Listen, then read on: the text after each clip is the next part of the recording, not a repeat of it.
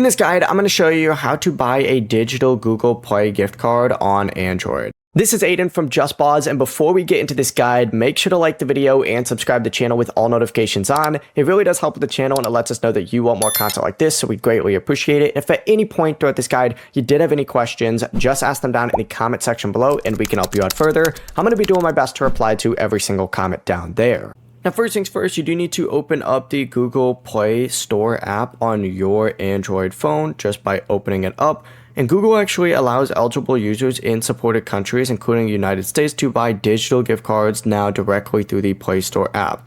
So essentially what you need to do is open up the gift card section in Google Play and just browse all the available gift cards. And there's a lot on here. Select Google Play and choose the amount that you want to purchase. You can also hit your profile picture up in the top right. Then select gift cards, and then you can access it instead of just searching for it.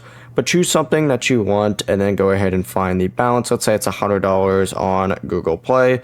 You can go through here. You can send it to yourself, share link, email, phone, stuff like that, and it'll tell you how to redeem as well. Hit continue, choose your payment method, and of course you can go ahead and choose any of them. Just keep in mind that you can't use your existing Google Play balance or Google Play points to buy a gift card, since that's kind of counterintuitive.